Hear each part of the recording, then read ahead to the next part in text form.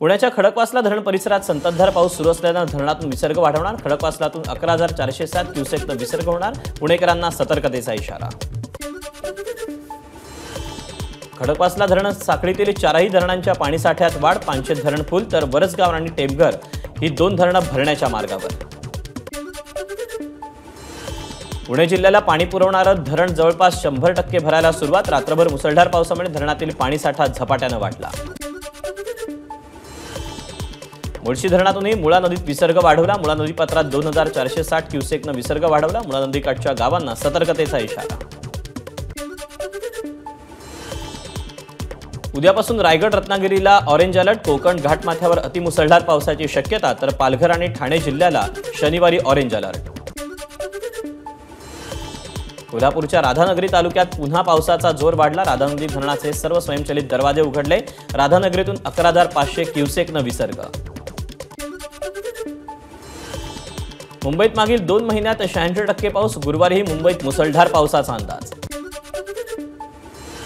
मुंबईला पाणी पुरवठा करणाऱ्या 7 तलावातील पाणीसाठा 75%वर। गेल्या वर्षीच्या तुलनेत यंदा अधिक पाणीसाठा जमा झाल्याने मुंबईकरांना दिलासा।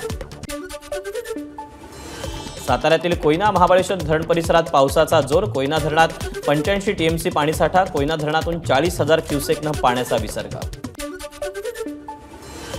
सांगलीतील चांदोली धरण क्षेत्रात अतिवृष्टी सुरूच। वारणा नदीतला विसर्ग वाढवला जाणार। चांदोली धरणातून 11,585 क्युसेकने वारणा नदीत विसर्ग। 2 दिवसांच्या विश्रांतीनंतर वाशिममध्ये पावसाची पुन्हा जोरदार हजेरी। जिल्ह्यातील अनेक नदी नाले ओसंडून वाहू लागले।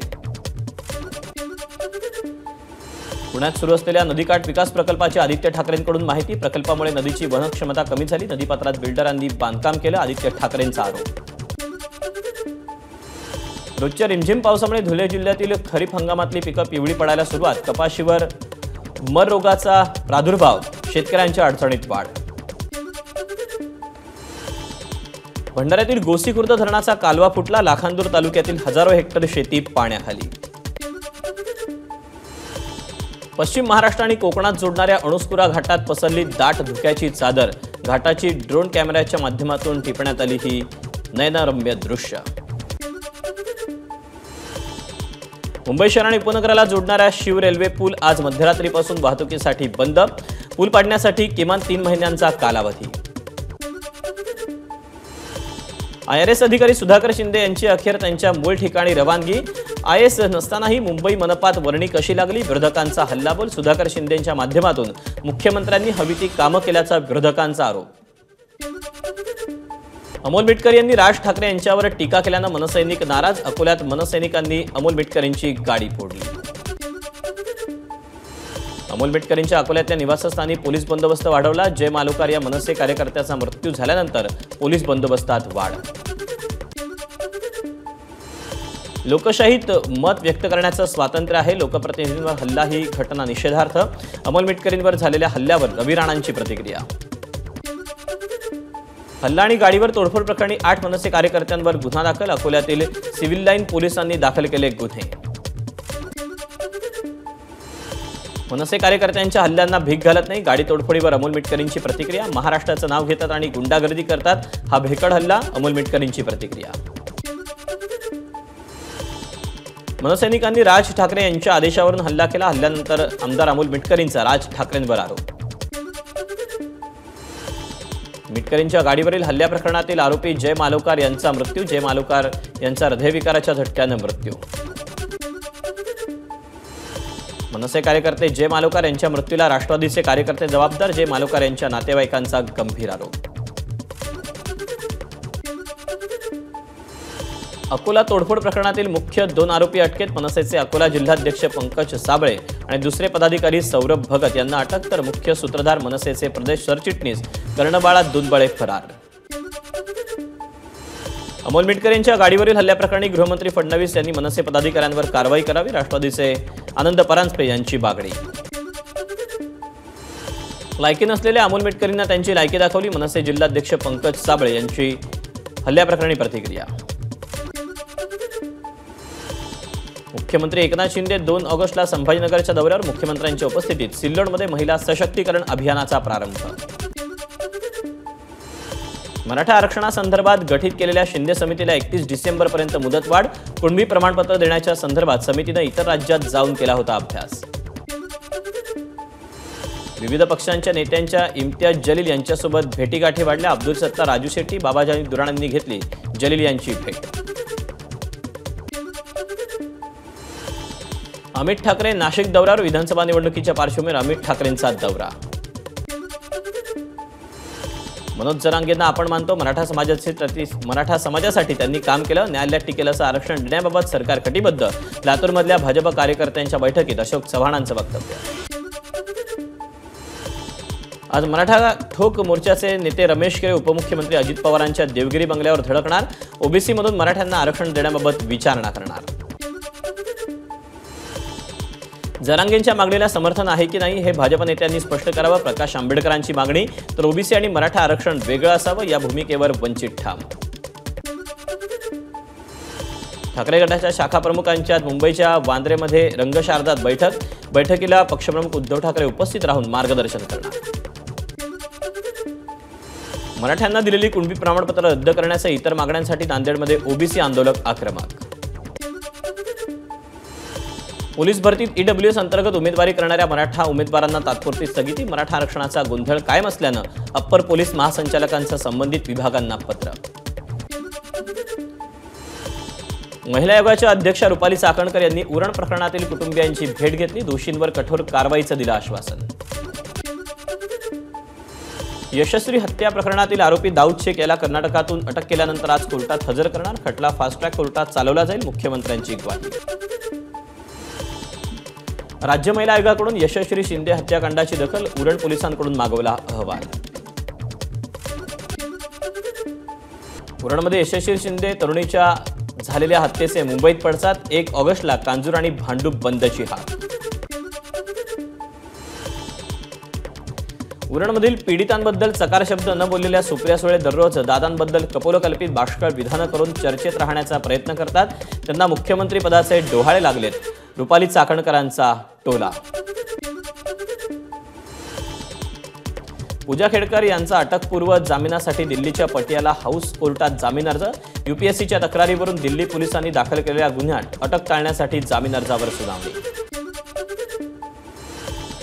आयएस अधिकारी पूजा खेडकर आणि पिंपरी पोलीस पालिकेच्या वाईएस रुग्णालयाची एबीपी माझाकडून पोलखोल. अधिष्ठाता डॉक्टर राजेश वाबळेंकडून चौकशीचा सुधारित अहवाल सादर. नाशिकमध्ये दिव्यांग असल्याची खोटी कागदपत्र दाखवून सरकारी नोकरीत भरती. जिल्हा परिषदेत 59 अधिकारी कर्मचारी खोटी कागदपत्र दाखवून नोकरीत रुजू झाल्याचा संशय. बेकायदा फेरीवाल्यांना रोखण्यासाठी पालिकेचा नवा तोडगा. सध्या मुंबईतील 20 जागा बेकायदा फेरीवाला मुक्त ठेवण्याच्या दृष्टीनं महापालिका देखरेख ठेवणार. पालिकेतर्फे उच्च न्यायालयात माहिती. दिशाभूल करणाऱ्या जाहिरातींच्या तक्रारींसाठी डॅशबोर्ड तयार करा. सर्वोच्च न्यायालयाचे केंद्रीय आयुष मंत्रालयाला आदेश. गणपतीसाठी कोकणात जाणाऱ्यांचा प्रवास होणार सुखाचा. कोकणासाठी 202 विशेष ट्रेन सोडण्याचा रेल्वेचा निर्णय. आमदार संजय केळकर यांचा रेल्वे मंत्रालयाशी पत्रव्यवहार. आदिवासी तरुणांना रोजगाराच्या संधी उपलब्ध व्हाव्यात म्हणून शबरी वित्त महामंडळाच्या वतीनं वाहनांचं वाटप. मंत्री डॉक्टर विजयकुमार गावित यांच्या हस्ते नंदुरबारमध्ये कार्यक्रमात 7 लाभार्थ्यांना वाहनांचं वितरण. हिंगोलीतील संत नामदेव महाराजांच्या मंदिरात वारकऱ्यांची गर्दी. परतवारीनिमित्त नामदेव महाराजांच्या दर्शनासाठी वारकऱ्यांची मांदी आली. गोंदिया जिल्ह्यात राईस मिलनं उचल न केलेल्या 20 लाख क्विंटल धान अद्यापही केंद्रावर. पावसाळा असल्यामुळे राईस मिलनं उचल न केल्याची माहिती. मुसळधार पावसानं भंडाऱ्याच्या मोहाडी तालुक्यात जांभोरा येथे स्मशानभूमीचा रस्ता गेला वाहून. मातोश्री पांदण योजनेतून हा रस्ता बनवण्यात आला होता. निकृष्ट दर्जाच्या कामामुळे रस्ता वाहून गेल्याचा ग्रामस्थांचा आरोप. अमरावतीत जन्मलेल्या बाळाला चक्क नाल्यात फेकल्याचा धक्कादायक प्रकार. धारणी तालुक्यातील मोगरडा गावातली घटना. सध्या या बाळावर धारणीमधील उपजिल्हा रुग्णालयात उपचार. लातूरमध्ये वसतिगृहात 13 वर्षाच्या विद्यार्थ्याची आत्महत्या. हा विद्यार्थी 4 दिवसांपूर्वी हॉस्टेलमधून पळून गेला होता. हॉस्टेलमध्ये त्याला परत आणताच त्यानं गळफास घेत संपवलं जीवन. वंदे भारत ट्रेनमध्ये जेवणावरून प्रवासी वेटर भिडले. हावडावरून रांचीला जाणाऱ्या ट्रेनमध्ये व्हेज जेवणाऐवजी नॉनव्हेज जेवण दिल्यानं प्रवाशाकडून वेटरला मारहाण. संसदेत अर्थसंकल्पातील रेल्वेबाबत तरतुदींवर होणार चर्चा. राज्यसभेत अर्थसंकल्पावरील चर्चेला निर्मला सीतारामन देणार उत्तर. मुसळधार पावसामुळे केरळच्या वायनाडमध्ये भूस्खलन. 151 जणांचा मृत्यू. शेकडो जण अजूनही बेपत्ता असल्याची माहिती. रोहन बोपण्णानं केली निवृत्तीची घोषणा. पॅरिस ऑलिम्पिक 2024च्या पुरुष दुहेरीच्या पहिल्या फेरीत झालेल्या पराभवानंतर बोपण्णाकडून निवृत्तीची घोषणा. ऑलिम्पिकमध्ये आयर्लंडवर भारताचा 2-0 विजय. कॅप्टन हरमनप्रीतच्या दमदार कामगिरीनं भारताच्या ऑलिम्पिकच्या उपांत्यपूर्व फेरीत प्रवेश निश्चित. पी.व्ही. सिंधू, मनिका बत्रा, लक्ष्य सेन यांचे आज पात्रता सामने. ऑलिम्पिकच्या 5व्या दिवशी कामगिरीची उत्सुकता. मनु भाकरनं इतिहास रचला. एकाच ऑलिम्पिकमध्ये 2 पदक जिंकणारी भारताची पहिली निशाणेबाज. सरबजोत आणि मनुनं भविष्यात आणखी पदकं मिळवावीत. दोघांचंही अभिनंदन. राष्ट्रपती मुर्मू यांची एक्सवर पोस्ट. पंतप्रधान नरेंद्र मोदींकडून पॅरिस ऑलिम्पिकमध्ये कांस्य पदक मिळवलेल्या मनु भाकर आणि सरबजोतचं अभिनंदन. दोघांनी चांगलं टीमवर्क दाखवलं. भारत खूप आनंदी आहे. मोदींची एक्सवर पोस्ट. मुंबईच्या अंध मल्लखांबपटूंनी जिंकली पॅरिसवासियांची मनं. पॅरिस ऑलिम्पिक निमित्तानं इंडिया हाऊसमध्ये मल्लखांब प्रात्यक्षिकं सादर. भारत श्रीलंका तिसऱ्या T20 सामन्यात भारताचा विजय. 3-0 मालिका टीम इंडियाच्या खिशात. हमासचा प्रमुख नेता इस्माईल हानियाचा खात्मा. इराण रेव्होल्युशनरी गार्डची माहिती. इस्रायल सैन्याकडून तेहरानमध्ये खात्मा केल्याची माहिती. गलवानमध्ये चीनची पुन्हा घुसखोरी. पँगॉंग लेकवर बांधला पूल. भारताचा भूभाग असलेल्या प्रदेशात LAC लगत चीनचा पूल. काही प्रमाणात वाहतूकही सुरू. लेह विमानतळावर उष्णतेचा तडाखा. सलग 4थ्या दिवशी इंडिगो आणि स्पाइसजेटची 4 उड्डाणं रद्द. डोळ्यांवरील उपचारासाठी शाहरुख खान अमेरिकेत जाणार. याआधी त्यानं मुंबईत उपचार घेतले होते, परंतु परिस्थितीमध्ये काहीच सुधारणा न झाल्यानं तो उपचारासाठी अमेरिकेत जाणार. सोनू सूदचा नवा चित्रपट फतेहत 10 जानेवारीला होणार प्रदर्शित. वाढदिवसानिमित्त सोनू सूदकडून चित्रपटाच्या प्रदर्शनाची तारीख जाहीर. एबीपी माझा, उघडा डोळे बघा नीट.